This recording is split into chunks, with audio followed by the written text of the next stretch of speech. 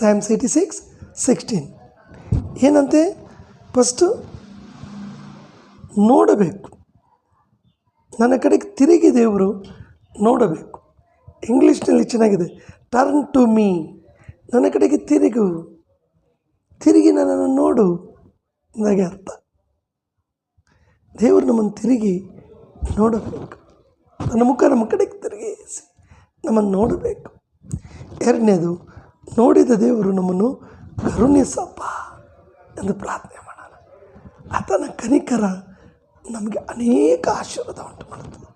ಯಾಕೆಂದರೆ ಅದನ್ನು ಕರುಣಾಸಾಗರನು, ಕರುಣಾಮಯನು, ನಿನ್ನನ್ನು ನೋಡಿ, ನಿನ್ನ ಕುಟುಂಬವನ್ನು ನೋಡಿ ಕನಿಕರಿಸ್ತಾನೆ. ಒಳ್ಳೆಯ ಸಂರಯನು, ಕನಿಕರ ಪಟ್ಟನು, ಕನಿಕರಿಸುವ ದೇವರು. ಮೂರನೇದು, ನಿನ್ನ ಸೇವಕನಿಗೆ ಬಲವನ್ನು ಅನುಗ್ರಹಿಸು, ನಿನ್ನ ಸೇವಕನಿಗೆ